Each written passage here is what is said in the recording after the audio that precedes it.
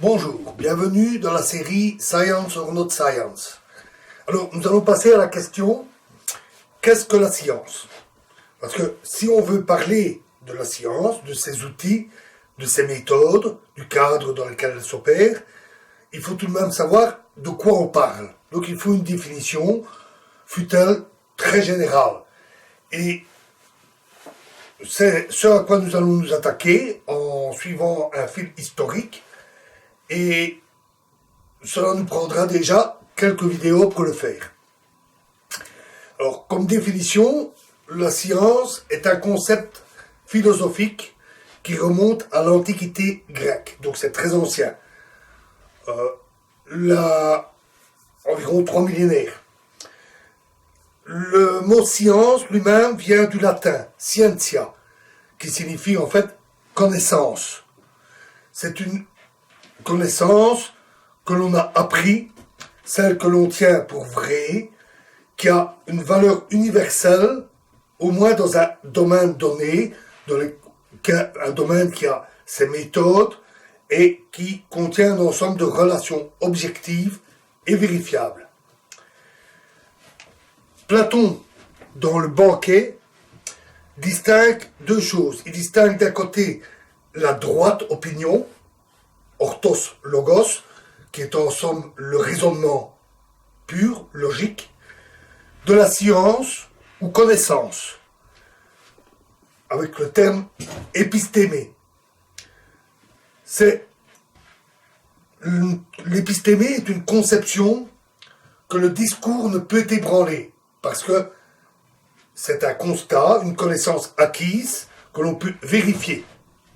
Et donc, aucun discours ne pourrait la faire disparaître.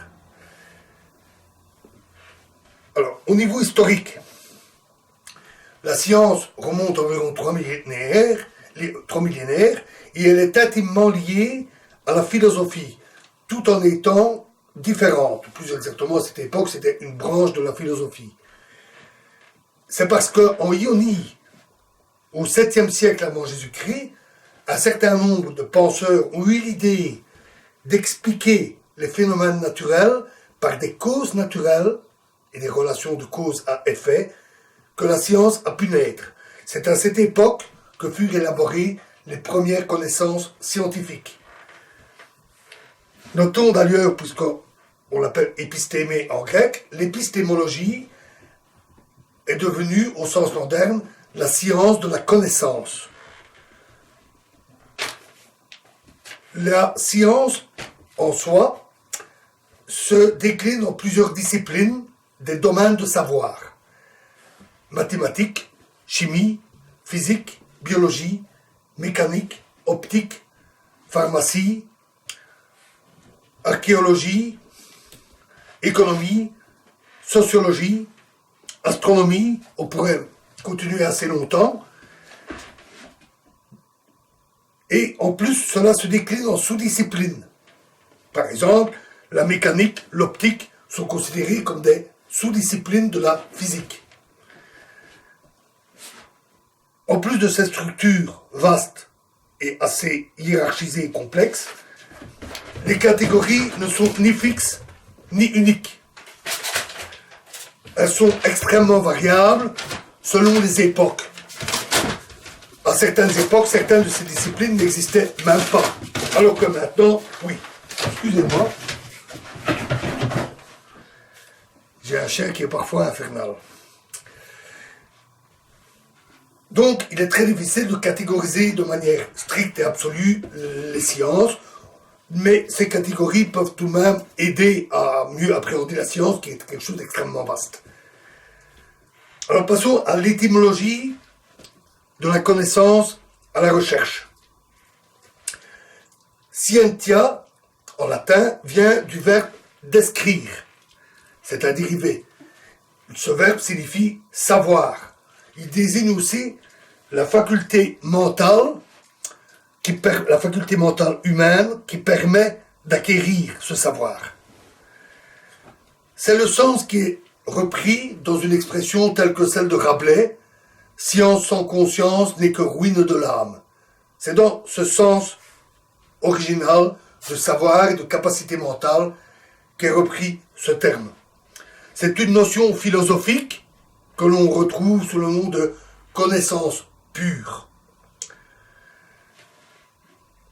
Ça, c'est sous cette forme-là qu'elle est apparue, puis elle a évolué, notamment avec l'arrivée du christianisme, où cette notion de connaissance pure a été reprise, a été transformée en une notion religieuse, appelée docte science. C'est la connaissance des canons religieux, des exégèses et des écritures saintes. C'est la science qui a donné la théologie, au sens où on l'utilise actuellement.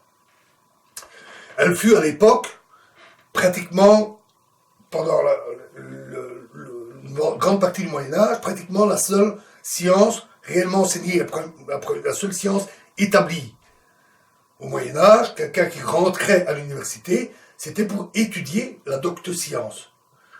Il y voyait aussi un certain nombre de choses comme les mathématiques et l'astronomie, mais essentiellement, c'était l'étude des canons religieux. Le mot science se retrouve aussi dans d'autres termes en français, tels que conscience, qui signifie avec la connaissance, avoir connaissance. Préscience, qui signifie connaissance du futur, ou omniscience, qui signifie connaissance de tout, et dans d'autres termes que l'on retrouve encore en français. Voilà, j'ai fait court, nous allons continuer toujours sur l'histoire dans la prochaine vidéo. Merci.